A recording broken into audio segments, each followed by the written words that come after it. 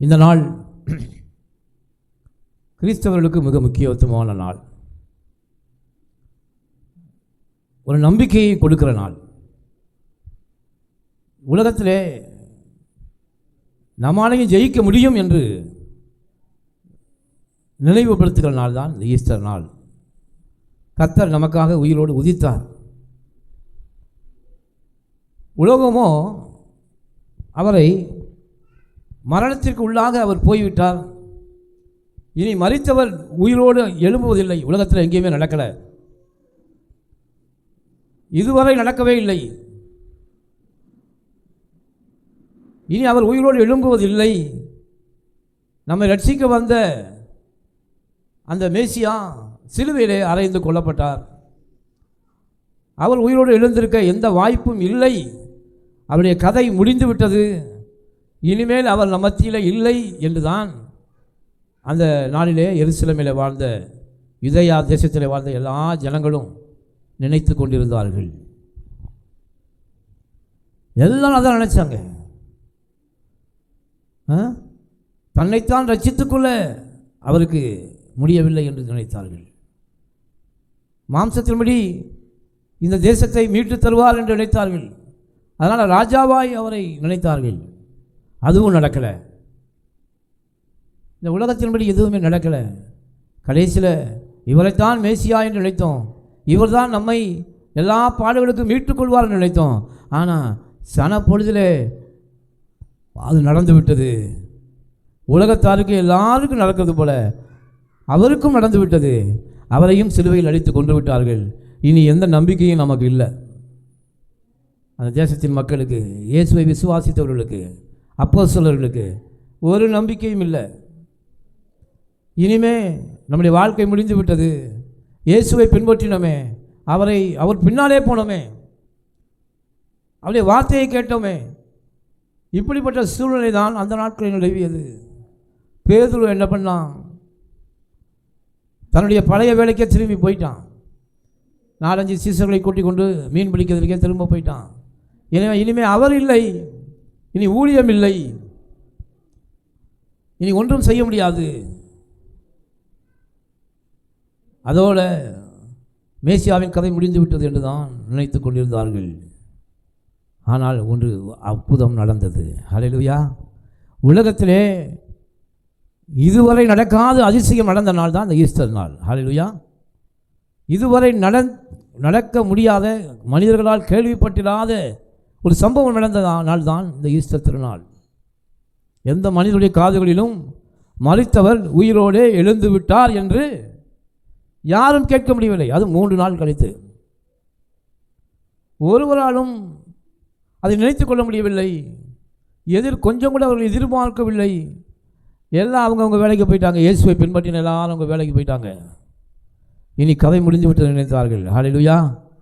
ஆண்டவர் பாருங்க, நம்முடைய வாழ்க்கையின் எந்த முடிவு என்று நாம் நினைத்து கொண்டிருக்கிறோமோ அங்கே தான் நம்முடைய வாழ்க்கையின் ஆசீர்வாதங்களை கர்த்தர் தொடங்குகிறார். ஹல்லேலூயா! அங்கே தான் வாழ்க்கையின் ஆசீர்வாதத்தை தேவன் தொடங்குகிறார். அந்த தேவன் தான். அற்புதம் நடந்தது. 3ஆம் நாளிலே அவர் உயிரோடு எழுந்தார். ஹல்லேலூயா! கரங்களை தட்டி ஆண்டவருக்கு நன்றி செலுத்துவோம். ஹல்லேலூயா! இது எங்கேயுமே கேள்விப்பட்டிராத விஷயமே. அந்த நாட்களிலே வேதத்தில் மாத்திரம் அவர் உயிரோடு எழுந்திருந்தார் என்று எழுதவில்லை. அநேக சரித்திர ஆய்வாளர்கள், அந்த நாட்களே வாழ்ந்த சரித்திர ஆய்வாளர்கள் இதை குறித்து எழுதியிருக்கிறார்கள். இது ஒரு கதை அல்ல, இது புராணம் அல்ல, இது உண்மையாகவே நடந்த கதை, நடந்த விஷயம். அதனால தான் அநேக சரித்திர ஆராய்ச்சியாளர்கள், அந்த நாட்களே வாழ்ந்த யாத்திரிகர்கள், இவர்களெல்லாம் இந்த சம்பவத்தை குறித்து எழுதியிருக்கிறார்கள். அந்த நாட்களில் பிரபலமாக பேசப்பட்ட காரியம் இந்த உயிரோடு எழுந்தது. அன்பு தேவனுடைய பிள்ளைகளை நாம் நினைத்திருக்கலாம், வாழ்க்கையின் எல்லைக்கு வந்து விட்டேன், இனி வாழ்க்கையில் எனக்கு முன்னேற முடியாது, இதெல்லாம் எப்படி நடக்கும், இந்த அதிசயங்கள்லாம் எப்படி நடக்கும், இது நடக்கக்கூடுமோ என்று நீங்கள் நினைத்து கொண்டிருப்பீர்களானால் ஆண்டவர் இன்றைக்கு உங்களுக்கு சொல்லாரு, நான் இவை எல்லாவற்றையும் முறியடித்து உயிரோடு உனக்கு முன்பாக எழுந்திருக்கிறேன். ஹல்லேலூயா! மரணத்தையே ஜெயித்து எழுந்த தேவனாலே நம்முடைய காரியங்களை ஜெயமாக கொடுக்க அவர் வல்லமையுள்ள தேவனாக இருக்கிறார். ஹல்லேலூயா. அந்த ஒரு காரியத்தை நாம் நோக்கி பார்க்கணும். அவரை நோக்கி பார்த்து பிரகாசம் அடைந்தார்கள். அவருடைய முகங்கள் வெட்கப்படவில்லை. காரணம், ஆண்டவர் இல்லை உபதேசம் பண்ணிவிட்டு போகலை, கதையை சொல்லிவிட்டு போகலை, புத்தி சொல்லிவிட்டு போகவில்லை, இப்படி நடந்து கொள் என்று சொல்லிவிட்டு போகிற தேவன் அவர் அல்ல. அவர் செய்து காட்டி முடித்து விட்டு போன தேவன். ஹல்லேலூயா. அவர் சொன்னபடி உயிர்த்தெழுந்தார். அதான் வேதம் சொல்லுது. அவர் தாம் சொன்னபடி உயிர்த்தெழுந்தார். ஆண்டவர் உங்களுக்கு கொடுத்த வாக்குத்தத்தத்தை அவர் சொன்னபடி நடத்தி காட்டுவார். ஹல்லேலூயா. அவர் தான் அந்த வல்லமையில் தேவனாகிய கர்த்தர். அவர் தான் உதாரணம். நமக்கு ஒரு மனிதராலே உயிரோடு எழுந்திருக்க முடியுமானால் நம்முடைய பிரச்சனைகளையும் நம்முடைய கவலைகளையும் போக்க அவராலே முடியும், அவராலே கூடும். மரணத்தை விட பெரிய வியாதி ஒன்றுமில்லை. அந்த மரணத்தையே ஜெயித்து எழுந்து வந்த தேவனை, இயேசுவை நாம் தேவனாக கொண்டிருக்கிறோம். அதனால் இதை விட பெரிய ஒரு காரியத்தை இருக்கவே முடியாது. அதனால் 100% ஆண்டவராக இயேசு கிறிஸ்துவை நாம் நம்பலாம். ஹல்லேலூயா. நம்முடைய வாழ்க்கையிலே நம்முடைய தேவைகள், பொருளாதார காரியங்கள் எல்லாவற்றையும் சந்திக்க அவர் வல்லமையுள்ள தேவனாக இருக்கிறார். ஹல்லேலூயா. இது நடக்காது, இது முடியாது, இது எப்படி நடக்கும் என்று நாம் நினைத்து கொண்டிருக்கிற போமானால் ஆண்டவர் சொல்றாரு, உயிரோடு எழுந்த என்னை எழுப்பின அந்த பிதாவாகிய தேவன் என்னோடு இருக்கிறார். அவர் எல்லா பிரச்சனையும் உங்களை எழுப்புவார். ஆமென். ஹல்லேலூயா. எழுப்புவார். அந்த தேவனைத்தான் நாம் ஆராய்த்து கொண்டு இருக்கிறோம். வாசிப்போம். மத்தேயு சுவிசேஷம் கடைசி அதிகாரத்தை எடுத்துக்கொள்ளுங்கள். 1 வசனத்திலிருந்து தயவுசெய்து வாசிக்கும்படி அன்பாய் கேட்டுக்கொள்கிறேன். மத்தேயு கடைசி அதிகாரம். ஓய்வு நாள் முடிந்து வாரத்தின் முதலாம் நாள் முடிந்து வருகையில் கல்லறையை பார்க்க வந்தார்கள். ஹல்லேலூயா. ஆண்டவராகிய இயேசு கிறிஸ்துவை அடக்கம் பண்ணின அடுத்த நாள் பெரிய ஓய்வு நாளாக இருந்தது. பெரிய ஓய்வு நாள் என்றால், ஓய்வு நாள் என்றால் நாம் இப்போ ஞாயிற்றுக்கிழமை வைக்கிறோம். அந்த அவர்கள் சனிக்கிழமையிலே தேவனுக்கு உரிய நாள், நியாயப்பிரமாணத்தின்படி தேவனுக்கு உரிய நாள். அந்த நாளிலே எந்த வேலையும் அவர்கள் செய்ய மாட்டார்கள். அதனால தான் ஆண்டவராகிய இயேசு கிறிஸ்து மரித்த உடனே அவரை எடுத்து அடக்கம் பண்ணினார்கள். ஏன்னால் அடுத்த நாள் பெரிய ஓய்வு நாளாக இருந்தது. அந்த ஓய்வு நாளிலே அவர் சிறு வேலையை கூட அவர்கள் யூதர்கள் செய்ய மாட்டார்கள். அதனால் முதல் நாளே அவரை அடக்கம் செய்து விட்டார்கள். அதனால் அந்த ஓய்வு நாள் என்று அவரை போய் யாருமே கல்லறையில் பார்க்கல. ஓய்வு நாள் முடிந்த உடனே இந்த மகதலேனா மரியாள் என்ன செய்தா பாருங்க, அதிகாலையிலே. ஹல்லேலூயா. எப்போ இருந்தானா? அப்போ அந்த ஓய்வு நாள் எப்போ முடியும்? இந்த ஓய்வு நாள் எப்போ முடியும்? எப்போ போய் நாம் அவரை பார்ப்போம் என்று ஆவலோடு காத்து கொண்டிருந்தால் இரவு முழுவதும் ஒருவேளை அவள் தூங்கி இருக்க மாட்டாள். அதனால தான் அதிகாலையிலே அவள் எழுந்தாள். வாசிங்க அந்த வசனத்தை.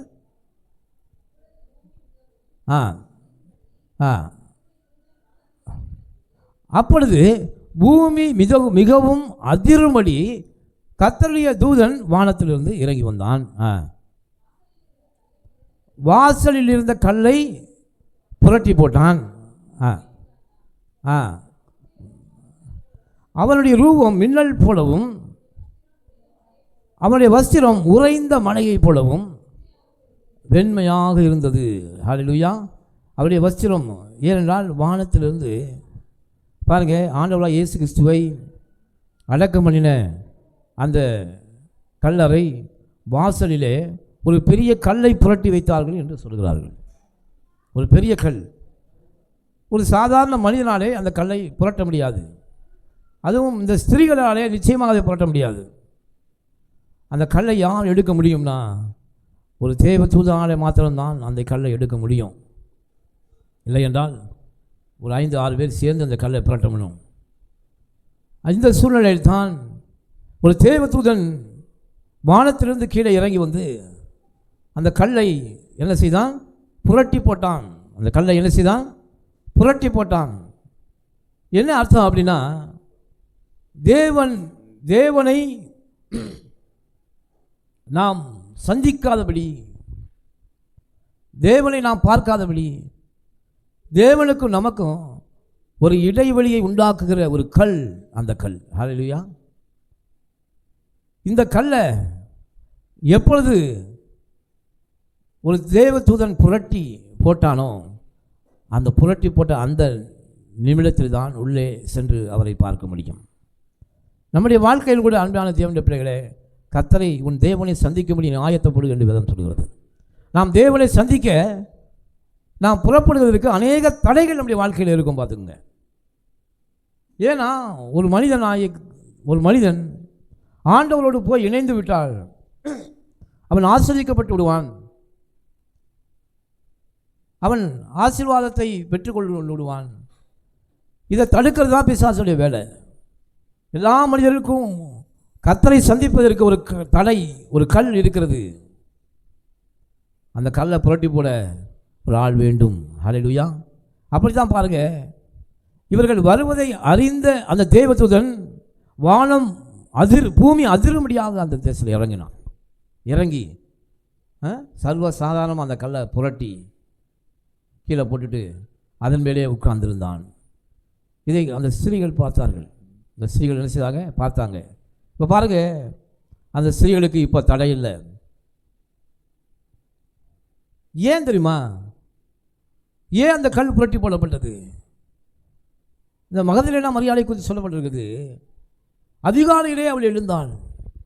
அவள் நினைவு பூரா, ஐயோ இயேசுவை அடக்கம் பண்ணி அங்கே வைத்திருந்தோமே, அந்த யூத மார்க்கத்தின் சடங்கின்படி அந்த வாசனை திரவியங்களும் வாசனை வெள்ளை போலங்களும் அவருக்கு கொண்டு போய் அடுத்த நாளே கொடுக்கணும்.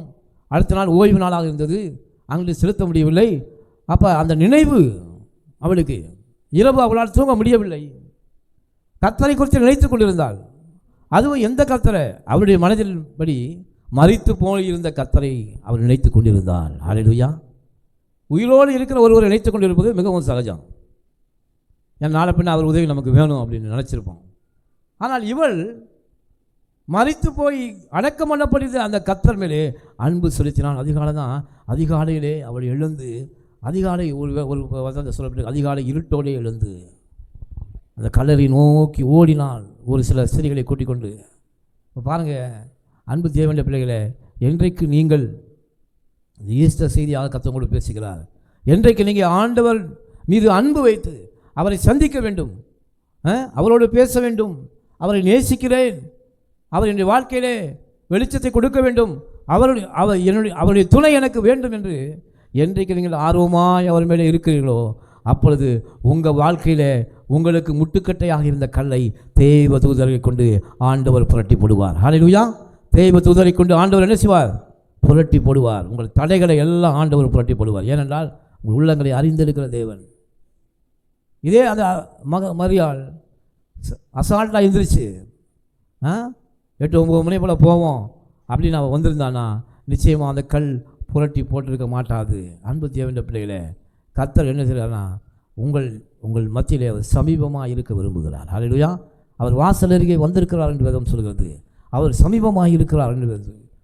அதனால தான் அவரை சந்திக்கும்படி நீங்கள் ஆயத்தப்பட வேண்டும். அவர் மேலே நீங்கள் பற்றுதலாக இருக்க வேண்டும்.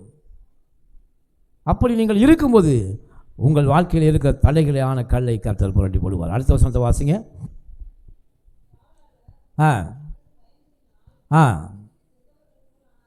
திடுக்கிட்டு என்ன சொன்னாங்கன்னா, காவலாளர்கள் அங்கே காவல் காத்து கொண்டிருந்தவர்கள் திடுக்கிட்டு பிரமையோடு அவர் பார்த்து கொண்டிருக்கிறாங்க. இது நடக்கிற அதிசயம், இது என்ன எப்படிப்பட்டதோ. தேவ தூதர்களை அந்த நாட்களே அவர்கள் சந்தித்தார்கள், திடுக்கிட்டு போனார்கள். வாசிங்க. தூதன் அந்த ஸ்திரீகளை நோக்கி, நீங்கள் பயப்படாதிருங்கள். ஹல்லேலூயா. தூதன் என்ன சொன்னான்? முதல் எடுத்தோடனே ஒரு தேவ தூதனுடைய செய்தி என்னன்னு பாருங்க, பயப்படாதே. ஹல்லேலூயா. ஏனென்றால் இந்த நாட்களிலே நாம் அப்படி ஒரு காட்சியை கண்டால் நிச்சயமாக நாம் பயந்திருப்போம். ஒரு தேவ தூதனை நாம் சந்தித்தால் என்ன செய்வோம்? பயம் வந்துடும். அதே போல தான் அவர்களும் பயந்து நடுங்கினார்கள்.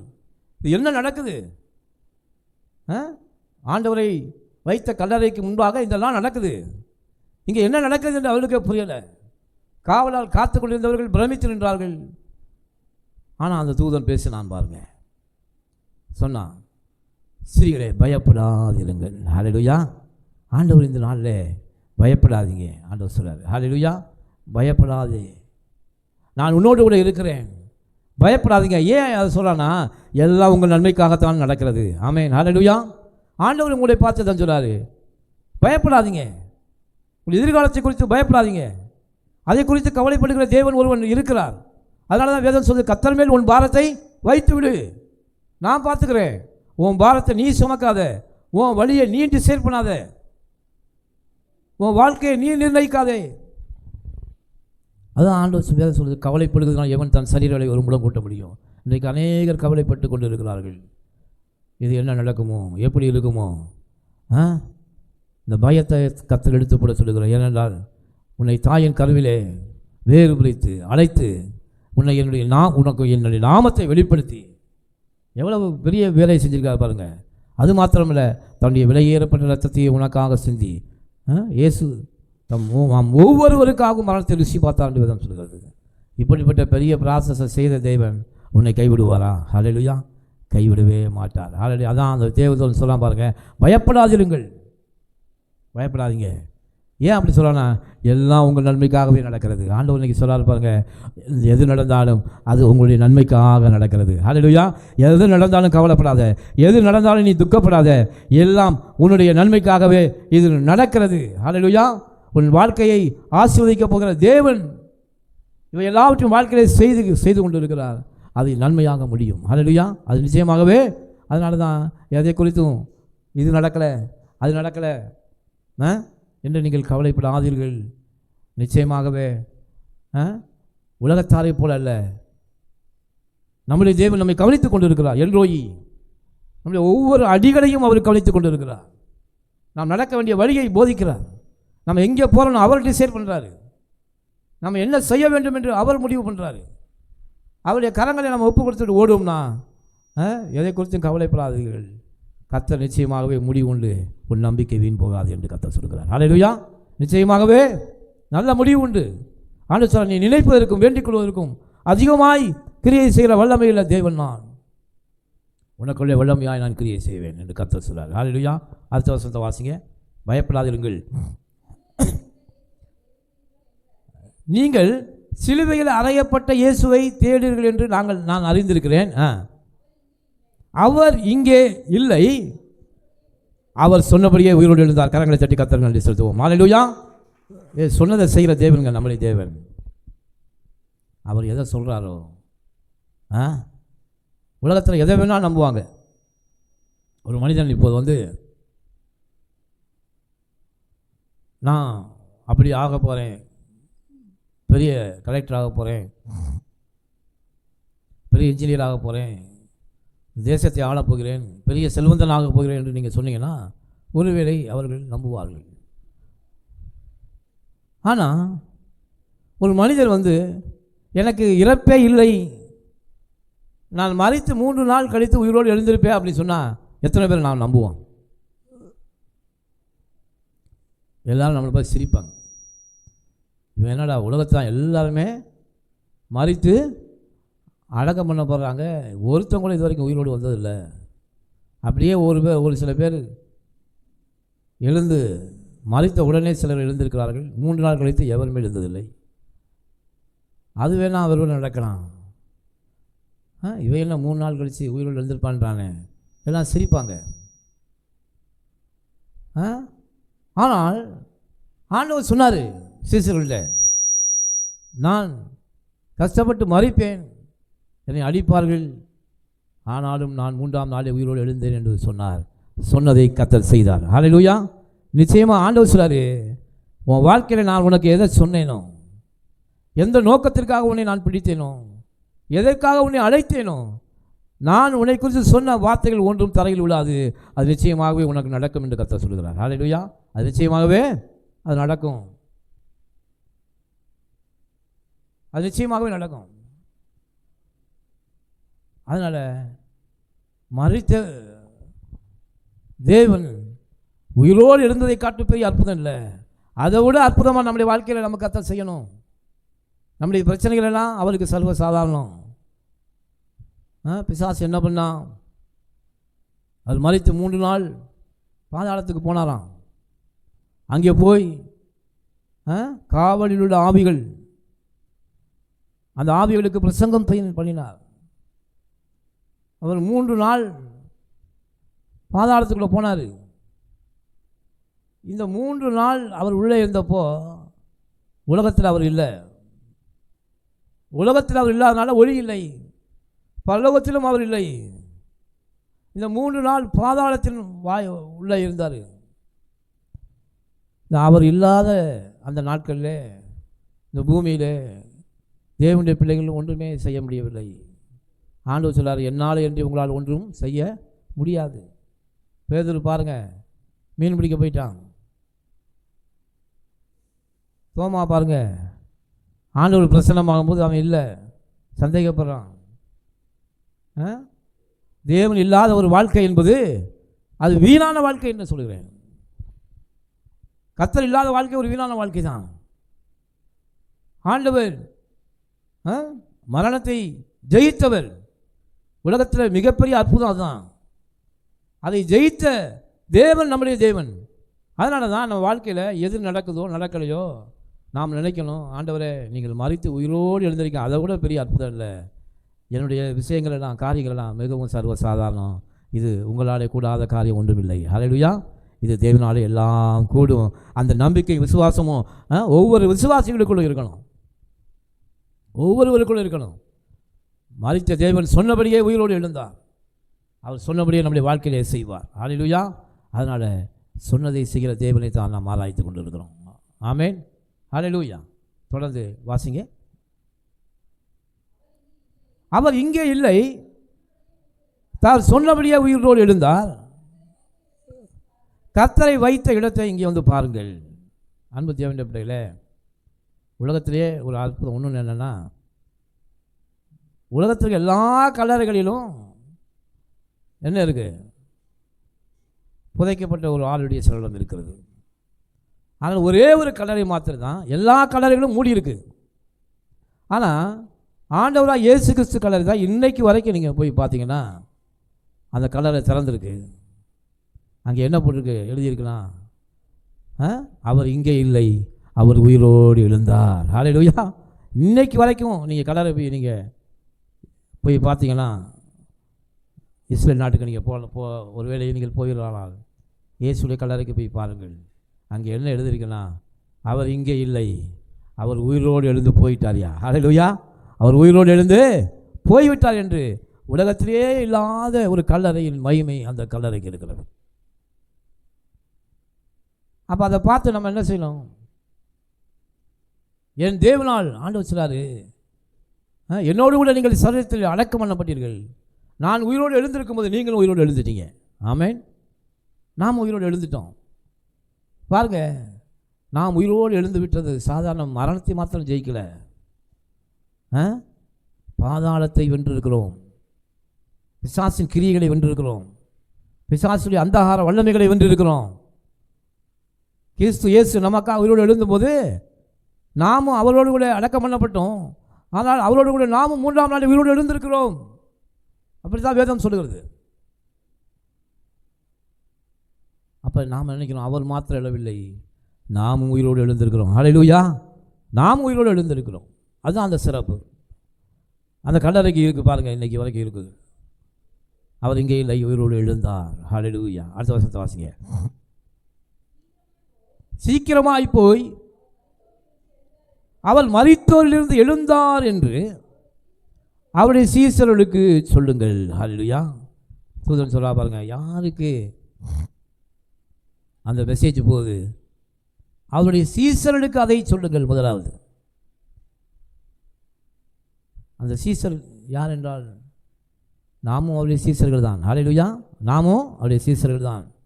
அப்போ கர்த்தர் உயிரோடு எழுந்த செய்தி நமக்கு தான் முதல்ல வந்துச்சு.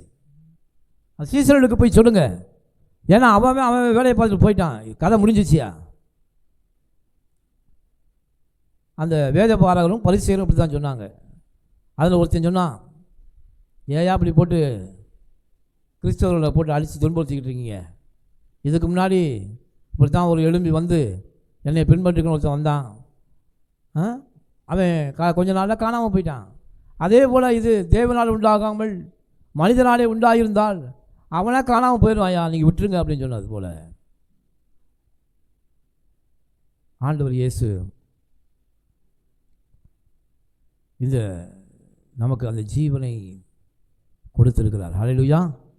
பாருங்கள், அந்த பரிசேயர் அவர்கள் சொன்னாங்க, அவரை அப்போஸ்தலர்களை அழித்தார்கள், ஆனால் அந்த அப்போஸ்தலருக்கு தான் முதல்ல செய்தி வந்தது. ஹல்லேலூயா. அவருக்கு சொல்லுங்க போய், ஏன்னா அவன் வேலையை விட்டுட்டு போயிட்டான். இனிதான் உனக்கு வேலை இருக்குது. அன்பு தேவன், என்றைக்கு கர்த்தர் உங்களை பிடித்தாரோ, என்றைக்கு ஆண்டவர் உங்களை தாயின் கற்பத்தில் வேறு பிடித்தாரோ, அன்று முதல் கர்த்தர் உங்களுக்கு வேலையை வைத்திருக்கிறார். ஹல்லேலூயா. வாசிங்க, அடுத்த வசனம் வாசிங்க. அவர் உங்களுக்கு முன்னே கலிலேயாவுக்கு போகிறார், அங்கே அவரை காண்பீர்கள். ஹல்லேலூயா. உங்களுக்கு முன்னே என்ன போகிறாரா? அவர் உயிரோடு எழுந்து முதலாவது எங்கே போகிறாரு? கலிலேயா தேசத்துக்கு போகிறாரு. அங்கே நீங்கள் போனால் அவரை பார்க்கலாம். அந்த செய்தி சொல்லப்பட்டது. அதே போல் கர்த்தர் போனார். வாசிங்க. அவர்கள் பயத்தோடும் மகா சந்தோஷத்தோடும் அவர்களுக்கு அந்த ஸ்திரீகள் கல்லறையை விட்டு சீக்கிரமாய் புறப்பட்டு அவர்கள் சீசர்களுக்கு அறிவிக்க ஓடினார்கள். போது கொஞ்சம் நினைப்படுங்க. ஸ்திரீகள் தான். அவங்களுக்கு அந்த ஆண்டவர் உயிரோடு எழுந்து விட்டார் என்று சொன்ன உடனே முதலாவது பயம். ஏன்னா இதுவரைக்கும் வாழ்க்கையில் அவங்க கேள்விப்படுறதில்லை, எந்த காலையில் இருந்து எந்த மனுஷன் உயிரோடு எழுந்திருக்கல, இவர் மாத்திரம் எப்படி உயிரோடு எழுந்தார்? இன்றைக்கி செத்து உயிரோடு யாராவது எழுந்து வந்தால் நாம் எல்லோரும் என்ன சொல்லுவோம்? பேயின்னு தான் சொல்லுவோம், ஆவி அப்படின்னு சொல்லுவோம். இவங்களுக்கும் அவர் எழுந்துட்டாருன்னு சொன்னோடனே சுற்றி முற்றி எங்கேயா நிற்கிறாரு, ஆவியாக இருக்காரோ? பேயை பார்த்து யாராவது பயப்படாத மனுஷன் இருக்காங்களா? ஐயோ ஒரு பேயா வந்திருக்காரு அப்படின்னு நினச்சாங்க. அதான் பயம். பயத்தோடும் அடுத்து என்ன பண்ணாங்கன்னா, உண்மையிலேயே அவர் உயிரோடு எழுந்து வந்துட்டார்னா மகா சந்தோஷத்தோடும். ஹல்லேலூயா. இதோ எல்லா ஜனத்துக்கும் மிகுந்த சந்தோஷத்தை உண்டாக்கும் நற்செய்தி அது. அவன் பிறந்தப்போ ஒரு நற்செய்தி, அவர் இறந்தப்போ ஒரு நற்செய்தி. ஹல்லேலூயா. மகா சந்தோஷத்தோடு எங்கே ஓடினாங்க? அன்பு தேவனுடைய பிள்ளைகளே, இன்றைக்கி அநேகர் நினைக்கிறாங்க பெண்கள்லாம் என்ன நம்ம ஊழியம் பார்க்க போகிறோம், ஆண்கள் தான் அதே ஊழியம் பார்க்குறாங்க. இல்லை, ஆண்டவருடைய கிறிஸ்து இயேசுடைய ஊழியம் எல்லாம் பெண்களை சுற்றி தான் வருது. பார்த்துங்க. மார்த்தாள், மரியாள், அநேக ராயல் ஃபேமிலிஸில் உள்ள பெரிய பெரிய ஸ்திரீகள், பணக்கார ஸ்திரீகள் எல்லாம் தேவனுக்கு பக்தியாக இருந்தார்கள், தேவனுக்கு ஊழியம் செய்தார்கள். அந்த மகதலேன் மரியாள் பாருங்க, ஓடுறா பாருங்க. ஏனென்றால் கர்த்தருடைய காரியத்தை குறித்து அவர்கள் வேறொன்றையும் சிந்திக்கவில்லை. இன்றைக்கி அநேகர் நாம் என்ன நினைக்கிறோம்? மார்த்தாளோ அநேக காரியங்களை குறித்து கவலையாக இருக்கிறார். ஆனால் கர்த்தர் யார் மேலே கவலையாக இருக்கார் தெரியுமா? அவரை குறித்து யார் கவலைப்படுகிறார்களோ அவர்கள் மேலே தான் அவர் கவலையாக இருக்கிறார். ஹல்லேலூயா. இன்றைக்கு அநேகர் என்ன பண்ண நினைக்கிறாங்க? வீட்டு வேலை, தன்னுடைய பிள்ளைகளை பார்ப்பது, தன்னுடைய சொந்த வேலை, இதை குறித்து தான் கவலையாக இருக்கிறாங்க. மார்த்தாள் சொல்கிறா பாருங்க மரியாதை பார்த்து, ஐயா கொஞ்சம் கூட ஹெல்ப் பண்ண மாட்டா, எனக்கு சமைக்க உதவி பண்ண மாட்டா. ஆண்டவர் என்ன சொன்னார் தெரியுமா? மரியாள் தன்னை விட்டு ஈடுபடாத நல்ல பங்கை தெரிந்து கொண்டாள். ஹல்லேலூயா. அப்போ கர்த்தரை குறித்த சிந்தனையும் கர்த்தரை குறித்த காரியமும் அவரை குறித்த செயலுமே யார் இருக்கிறார்களோ அவர்களை தான் கர்த்தர் குறித்து அக்கறையாக இருக்கிறார். ஹல்லேலூயா. பாருங்க, மகதலேனா மரியாள் சீசனுக்கு அறிவிக்க ஓடுறா பாருங்க. ஏன் ஓடணும்? அப்படியே ஓட்டத்திலே ஒரு உயிர் இருக்கிறது. ஹல்லேலூயா. கர்த்தர் மறுபடியும் உயிரோடு வந்துட்டாரியா? அவன் நினச்சிருப்பான் மரித்து போன எண்ணங்கள் இனிமேல் அவ்வளோதான், இனி நாம் எங்கே இயேசுவை நாம் காண போகிறோம், அவருடைய கனிவான பார்வையை நாம் எப்போ பார்க்க போகிறோம், அவருடைய கனிவான பேச்சை எப்பொழுது நாம் கேட்க போகிறோம், அந்த அழகான ரூபத்தை நாம் எப்பொழுது காணப்போகிறோம், எல்லாம் முடிஞ்சிருச்சியா என்று நினைத்து கொண்டிருந்தவர்களுக்கு அவர் இருவரோடு இருக்காரியா அப்படின்னு சொன்னோன்னே எவ்வளவு சந்தோஷம் இருக்கும். ஹல்லேலூயா. மகா சந்தோஷத்தோட அவள் அப்போஸ்தலர் சொல்ல ஓடுகிறாள். வாசிங்க. அவருடைய சீசர்களுக்கு அறிவிக்க போகிற போது இயேசுதாமே அவர்களுக்கு எதிர்பட்டு வாழ்க என்றார். ஹல்லேலூயா. பிளஸ் பண்ணுறார் பாருங்க. இந்த சந்தோஷத்தோடு போகும்போது அன்பு தேவனுடைய பிள்ளைகளே, கர்த்தருடைய ஊழியத்தை சந்தோஷமாக செய்யணும். கர்த்தர் உங்களோடு இருப்பார், அதை எதிர்படுவார். ஹல்லேலூயா. அவர் எவ்வளோ சந்தோஷமாக ஓடினா பாருங்க. அவர் சந்தோஷத்தை பகிர்ந்து கொள்ளும்படி கர்த்தர் அங்கே வந்தார். ஏன்னா அந்த சந்தோஷத்தை மூஞ்சில் அவர் பார்க்கணும் ஆசையாக இருந்தார். எவ்வளோ ஆர்வமாக அந்த பெண் ஓடுறான். உடனே எதிரே வந்துட்டார். வந்து சொல்கிறார், வாழ்க. அப்படின்னா என்ன அர்த்தம்? ஐ வில் பிளஸ், உன்னை நான் வாழ்த்துக்கிறேன், வாழ்க. எதுக்காக வாழ்க சொன்னார் தெரியுமா? அவள் எவ்வளவு அக்கறையாய் அதிகாலையில் எழுந்து கர்த்தரை தேடி ஓடி வந்து அந்த செய்தியை தேவன் தூதர் மூலமாக பெற்றுக்கொண்டு, இன்றைக்கி நாமும் என்ன செய்ய வேண்டும்? அதிகாலையில் எழுந்து ஜெபித்து தேவ தூதர்கள் சொல்லுகிற வார்த்தையை கேட்டு அதை மற்றவர்களுக்கு அறிவிக்கிறவர்களாக நாம் இருக்க வேண்டும் என்பதற்காக தான். அப்படி நீங்கள் செய்தீங்கன்னா கர்த்தர் உங்களோடு எதிர்படுவார், உங்களை கர்த்தர் வாழ்த்துவார். ஹல்லேலூயா. வாசிங்க.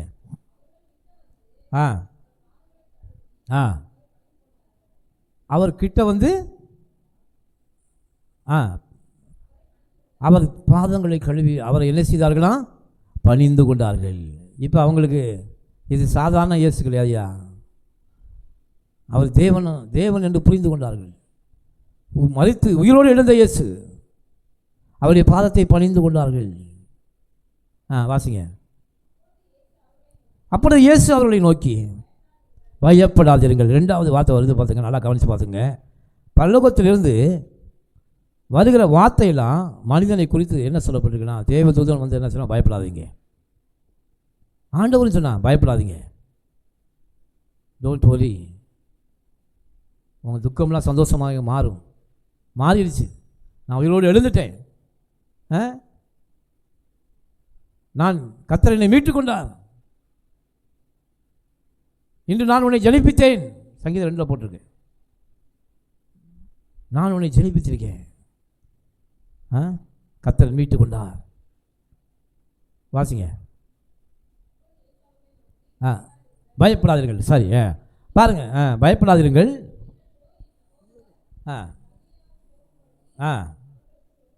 நீங்கள் போய் ஏன் ஆண்டவர் கலிலேயாவுக்கு போகணும்? கலிலேயா பட்டணம் வந்து ஒரு பிரசித்தமான பட்டணம். அங்கே கர்த்தர் அற்புதங்களை செய்தார். ஆண்டவர் வந்து அந்த ஊரில் அவர் சந்திக்க விரும்பல, கலிலேயாவுக்கு வாங்க அப்படின்னு சொன்னார். இப்போ அவரும் சொன்னார் பாருங்க, வாங்க சகோதரர்களை கலிலேயாவுக்கு வர சொல்லுங்க, அங்கே தான் அவர்களை நான் மீட் பண்ண போகிறேன் அப்படின்னு சொன்னார். வாசிங்க. அங்கே அவர்கள் என்னை காண்பார்கள். ஏன் எருசலேமில் காண முடியாதா? ஏன் அவர் ஆண்டவர் அங்கே வாங்க, அங்கே வர சொல்லு, அங்கே என்னை காண்பார்கள். ஏன் இங்கேயே பார்க்க முடியாதா? இவங்களை சந்தித்த தேவன் அவர்களை சந்திக்க வேணாமா? முடியாதா? தேவன் தீர்மானித்த தீர்மானம் அது. கலிலேயாவில் வந்து பார்க்க போகிறேன், இது தேவனுடைய திட்டம். அங்கே வர சொல்லுங்க, அவர்கள் என்னை காண்பார்கள். ஏன் தெரியுமா? எருசலேமை சுற்றிலும் பரபரப்பாக பேசப்பட்ட என்னன்னா, இவர் எப்படி உயிரோடு எழுந்து வருவார் பார்ப்போம். யாராவது சீசர்கள் வந்து அவருடைய பாடியை தூக்கிட்டு போய் எங்கேயாவது மறைச்சி வச்சுட்டு அவர் உயிரோடு எழுந்தான்னு சொல்லிடுவாங்க அப்படின்னு அரசாங்கம் நினச்சிச்சு. அதனால தான் காவலாளர்களை வைத்து காவல் காத்தார்கள், யாரும் தூக்கிட்டு போகக்கூடாது அப்படின்னு. ஏன்னா அப்போஸ்தலர்களை குறித்து அவங்க நினைச்சாங்கன்னா இவங்க இப்படிப்பட்ட பொய்யை பரப்பிடுவாங்க. அப்போ எருசலேமை சுற்றிலும் தேவனை குறித்து என்ன நினைச்சுன்னா அவிசுவாசம் இருந்தது. ஆண்டவரை உயிரோடு பார்த்தாலும் நம்ப மாட்டாங்க, இது இயேசு தானா அப்படின்னு. அதனால தான் ஆண்டவர் என்ன செஞ்சார், அந்த தேசத்தில் என்னை பார்க்க முடியாது, நேராக கலிலேயாவுக்கு வா, சபைக்கு வா, அங்கே கர்த்தரை நீ காண்பாய் என்று கர்த்தர் சொல்கிறார். ஹல்லேலூயா. அதனால தான் சபை கூடி வருதலை சிலர் விட்டு விடுவது போல நாம் விட்டு விட இருக்க. ஏனென்றால் கர்த்தரை சந்திக்கிற ஒரே இடம் தேவனுடைய ஆலயம்தான். என்னுடைய வீடு எல்லாத்துக்கும் ஜெப வீடு. ஏன் ஜெப வீடு ஆண்டவர் சொல்கிறாரு? இந்த இடத்துல ஏறெடுக்கப்படுகிற எல்லா விண்ணப்பங்களுக்கும் கர்த்தர் இங்கே தான் பதில் கொடுக்க முடியும், ஆலயத்தில் தான் பதில் கொடுக்க முடியும். ஒரு இடத்தை தீர்மானிச்சிருக்கார் கர்த்தர் பாருங்க, கலிலேயாவுக்கு வர சொல்லு அப்படின்ட்டாரு. அதே போல் கர்த்தருடைய ஆசீர்வாதம் இங்கே கூடி ஜெபிக்கிற ஆராதிக்கிற இடத்துல தான் தேவனுடைய ஆசீர்வாதமும் இங்கே தான் கிடைக்கும். அதனால தான் வேதமே சொல்லுது, சபை கூடி வருதலை சிலர் விட்டு விடுகிறது போல. நாமே ஆலயம், நமக்கே ஆலயம் இன்றைக்கி சொல்லிட்டு தராங்க ரொம்ப பேர். இல்லை, ஆலயம் நமக்கு ரொம்ப முக்கியம், ஜெப வீடு ரொம்ப முக்கியம். இங்கே கர்த்தர் வருவார், சரீரமாகிய சபையை சந்திக்க கர்த்தர் தலையாயிரு கிறிஸ்து வருவார். இங்கே தான் நம்முடைய ஜெபங்களுக்கு பதில் கிடைக்கும். வீட்டில் நீங்கள் ஜெபித்தாலும் பதில் கிடைக்கும். ஆனால் கர்த்தர் கேட்கிற காரியம் என்னென்னா, ஆலயத்திலே வாருங்கள், கூடி ஜெபியுங்கள், உங்களுக்காக கர்த்தர் ஆசீர்வாதத்தை அளிப்பார். ஹல்லேலூயா. அதனால தான் கலிலேயாவுக்கு வாங்க அப்படின்னு சொன்னார். ஒருவேளை நம்முடைய வீடு அவிசுவாசம் நிறைந்த வீடாக இருக்கலாம். நாம் பக்தியாக இருப்போம், நம்ம கூட இருக்கிறவங்க பக்தியாக இருப்பாங்கன்னு சொல்ல முடியாது. நம்ம பிள்ளைங்க பக்தியாக இருப்பாங்கன்னு சொல்ல முடியாது. அவர்கள் ஒருவேளை அவிசுவாசமாக இருக்கலாம். அதனால் அங்கே ஏறெடுக்கப்படுகிற ஜெபத்தை காட்டிலும் சபையில் ஏறெடுக்கப்படுகிற ஜெபம் வல்லமையுள்ளதாக இருக்கிறது. அதனால் தான் கல்லை வாசிங்க, அடுத்த வருஷத்தை வாசிங்க. அவர்கள் போகையில்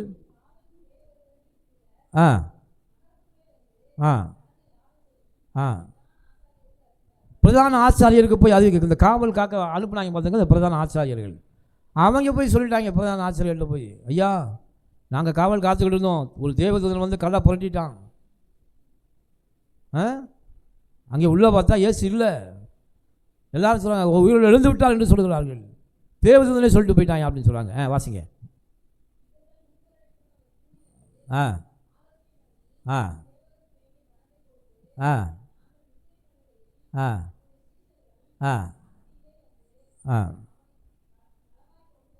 ராத்திரியில் வந்து களவாய் கொண்டு போய்விட்டார் என்று துர்ச்செய்தியை என்ன செய்தாங்க, பரப்புனாங்க. பாருங்கள் எப்படி செய்கிறாங்க பாருங்கள்.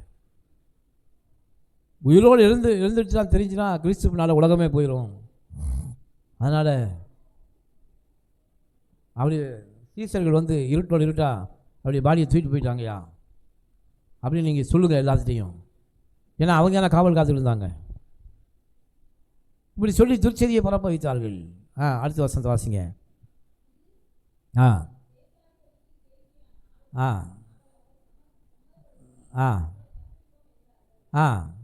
இது ஆண்டு கொண்டு இருக்கிற ரோமர்களுக்கு தெரிஞ்சுன்னா பெரிய பிரச்சனை ஆயிரும். அதனால் இந்த காரியத்தை அவர்கள் செய்தார்கள். வாசிங்க தொடர்ந்து. செய்தார்கள். அடுத்து இந்நாள் வரைக்கும் இருக்குது. இன்றைக்கி யூதர்கள் வந்து இதை நம்புகிறாங்க. இது அவர் உயிரோடு எழுந்திருக்கலை, அவர் சாதாரண மனிதன் தான் என்று இன்றைக்கு வரைக்கும் யூதர்கள் சிலர் நம்பிக்கொண்டு இருக்கிறார்கள். ஆனால் கிறிஸ்தவர்களாகிய நாமோ அவர் உயிரோடு எழுந்தார் என்று முழு நிச்சயமாக விசுவாசிக்கிறோம். ஹல்லேலூயா. வாசிங்க.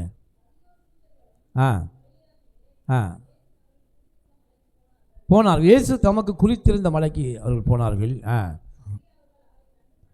அங்கே அவர்கள் அதை கண்டு பணிந்து கொண்டார். குறித்திருந்த மலைக்கு கவனிக்கணும். ஆபிரகாம் ஈசாக்க பலி கொடுக்க போகும்போது ஆண்டவருக்கு ஒரு குறித்த ஒரு இடம் இருந்துச்சு. ஏன்னா கர்த்தர் எங்கே ஒரு இடத்தை குறித்திருக்கிறாரோ அந்த இடத்துல அதை செய்யணும். அந்த குறித்த இடம் அப்படின்னா அங்கேயும் வரும். இங்கேயும் சொல்லப்பட்டிருக்கு அவர் குறித்திருந்த இடத்துல. அங்கே ஈசாக்குக்கு பதிலாக அங்கேயும் தேவன் அழிக்கப்பட்டார். ஒரு ஆட்டுக்குட்டி கொம்பு சிக்கி இருந்துச்சு. அது வேறு யாரும் இல்லை, ஆண்டவர் இயேசு கிறிஸ்து தான். ஈசாக்கு பதிலாக அங்கேயும் அவர் பலியிடப்பட்டார். அதே போல தான் இங்கே இப்போவும் நமக்காக அவர் பலியிடப்பட்டார். அந்த குறித்த இடத்துக்கு வந்தார்கள். வாசிங்க. அங்கே அவர்கள் அவரை கண்டு பணிந்து கொண்டார்கள். சிலரோ சந்தேகப்பட்டார்கள். அப்பொழுது இயேசு சமீபத்தில் வந்து அவர்களை நோக்கி அவர் சொல்லார் பாருங்க, வானத்திலும் பூமியிலும் சகல அதிகாரம் எனக்கு கொடுக்கப்பட்டிருக்கிறது. ஹல்லேலூயா. நீங்கள் புறப்பட்டு போய் சகல ஜாதிகளையும் சீசராக்கி பிதா பரிசுத்த ஆவியின் நாமத்தினாலே அவளுக்கு ஞான ஸ்நானம் கொடுங்கள். ஹல்லேலூயா. இப்போ தான் ஆண்டவர் சொல்லார் பாருங்க, எப்பொழுது அவர் உயிரோடு எழுந்தாரோ அப்போ சொல்லார் பாருங்க, இப்போ மரித்து நான் உயிரோடு எழுந்து விட்டேன், இப்போ எனக்கு என்ன அதிகாரம் கிடச்சிருக்கு தெரியுமா? இந்த பரீட்சையில் நான் ஜெயிச்சிட்டேன். இப்போ என்ன அதிகாரம் தெரியுமா எனக்கு இருக்குது? வானத்திலும் எனக்கு அதிகாரம் இருக்குது, பூமியிலும் எனக்கு அதிகாரம் இருக்குது. நீங்கள் நம்பின இயேசு உண்மையிலேயே அதிகாரமுடையவர். வானத்திலும் அவருக்கு அதிகாரம் இருக்கிறது, பூமியிலும் அவருக்கு அதிகாரம் இருக்கிறது.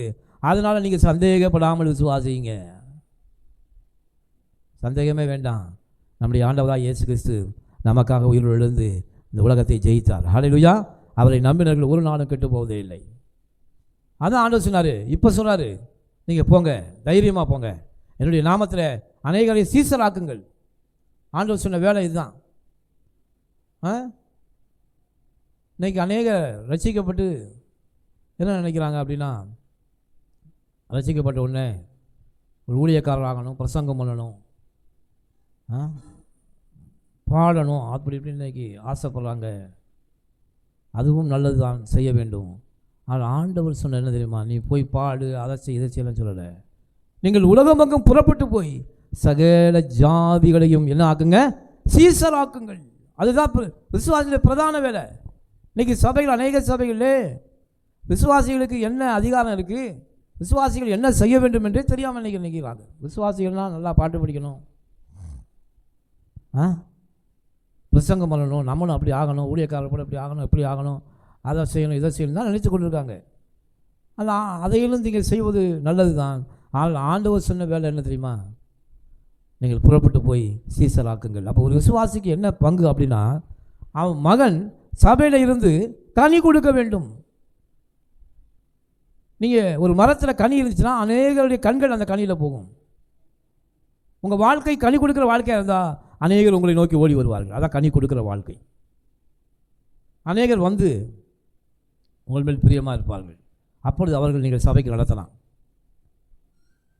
நீங்கள் செய்ய வேண்டிய முதல் வேலையை ஆண்டவர் என்ன சொல்லியிருக்காருன்னா, உயிர்த்தெழுந்த இயேசு சொல்லியிருக்காரு, நீங்கள் அநேகரை சீசராக்குங்கள்.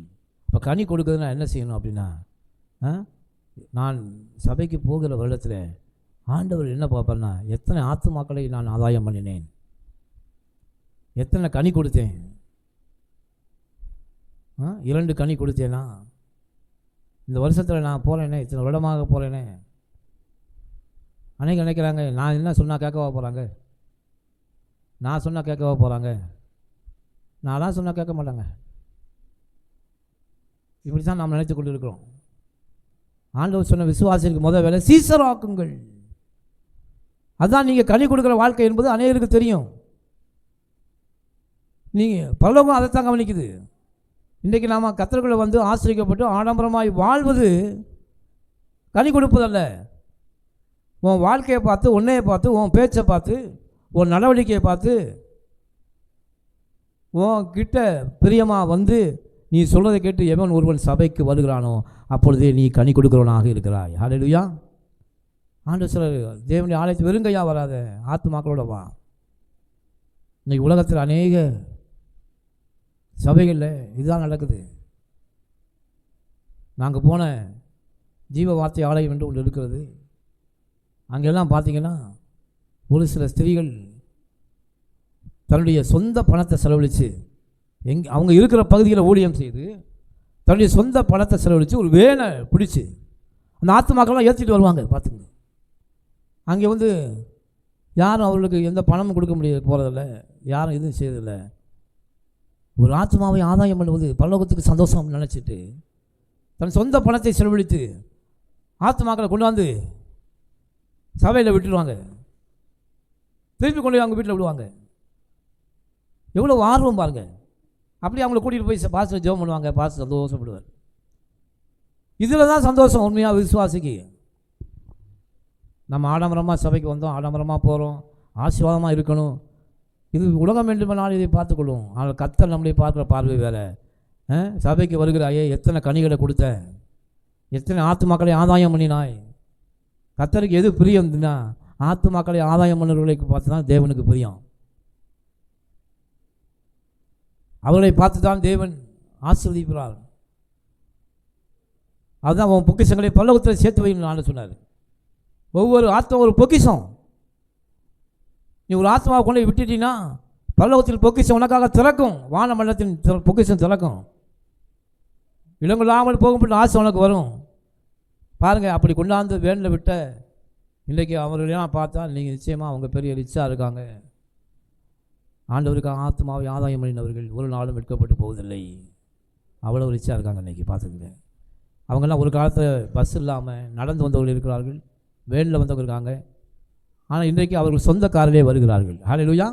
ஏனென்றால் கர்த்தருக்கு ஒரு டம்ளர் தண்ணி கொடுத்தாலும் அதுக்கான பயனை அவர் கொடுக்காம போகவே மாட்டார். வாசிங்க, அடுத்த வருஷத்தை வாசிங்க, நான் முடிச்சிருவோம், நேரம் ஆச்சு. நான் உங்களுக்கு கட்டளையிட்ட யாவையும் அவர்கள் கை கொள்ளும்படி அவர்களுக்கு உபதேசம் பண்ணுங்கள். ஈஸ்டர் செய்தி இன்றைக்கி அதான். ஹல்லேலூயா. நான் உயிரோடு எழுந்திருப்பது முக்கியமில்லை, நான் உயிரோடு எழுந்த காரியத்தை மற்றவர்களுக்கு நீங்கள் சொல்கிறது தான் ரொம்ப முக்கியம். நீ எப்போ போய் யார்கிட்ட எந்த செய்தியை சொல்கிறாலும் அப்பொழுது நான் அவர்களுக்குள்ளே உயிரோடு எழுந்திருக்கிறேன், அவர்களுக்குள்ளே நான் உயிரோடு எழுந்திருக்கிறேன். இன்றைக்கு மாத்திரம் நான் உயிரோடு எழுந்திருக்கல, எப்பொழுதெல்லாம் நீ தேவனை குறித்து சொல்லுகிறாயோ அப்பொழுதெல்லாம் நான் உயிரோடு எழுந்திருக்கிறேன். ஈஸ்டர் செய்தி அதான் ஆண்டவர் சொன்னார் பாருங்க. உயிர் தெழுந்த உடனே அவர் சொன்னார், நான் சொன்ன கட்டளை யாவும் அவர்கள் கை கொள்ளும்படி அவர்களுக்கு சொல்லுங்கள் என்று கர்த்தர் சொன்னார். இப்போ வேத வாக்கியத்தை சொல்லும்படி கை கொள்ளுன்னு சொன்னார். அடுத்த வருஷத்தை வாசிங்க, முடிச்சிருவோம். இதோ உலகத்தின் முடிவு பரியந்தம் சகல நாட்களிலும் நான் உங்களுடைய கூட இருக்கிறேன். ஹல்லேலூயா. நான் உங்களுடனே கூட இருக்கிறேன். அதான் கவலைப்படாதீங்க, தைரியமாக இருங்க, கர்த்தர் சொன்னார். அப்போ ஆண்டவர் ஈஸ்டர் பண்டிகையில் நமக்கு சொன்ன வார்த்தை என்ன தெரியுமா? நீங்கள் புறப்பட்டு போய் என் நாமத்தை சகல ஜாதிகளுக்கு சொல்லுங்கள், மரித்த இயேசு உயிரோடு எழுந்து விட்டார் என்று சொல்லுங்கள், நான் சொன்ன கட்டளைகள் யாவையும் கை கொள்ளும்படி அவர்களுக்கு உபதேசம் பண்ணுங்கள். இதுதான் உயிர்த்தெழுந்த இயேசு நமக்கு கொடுத்த வாக்குத்தத்தம். உயிர்த்தெழுந்த இயேசு நமக்கு சொன்ன வார்த்தை. இதன்படி நீங்கள் செய்தால் நிச்சயமாகவே நீங்கள் ஆசீர்வதிக்கப்படுவீர்கள். ஹல்லேலூயா. நிச்சயமாக நீங்கள் ஆசீர்வதிக்கப்படுவீர்கள். கர்த்தர் கொடுத்த கட்டளையை நிறைவேற்றுங்கள். நாம் ஆசீர்வாதமாக இருப்பது நிச்சயமாக கர்த்தருக்கு பிடிக்கும். அதைவிட ஒரு ஆத்மாவை நீங்கள் ஆதாயம் பண்ணி கொண்டு வந்தால் அதைவிட பரலோகமே சந்தோஷமாக இருக்கும். வேதம் சொல்லுது, ஒரு மனிதன் மனம் திரும்பும்போது பரலோகத்தில் மிகுந்த சந்தோஷம் இருக்கும். ஆமென்.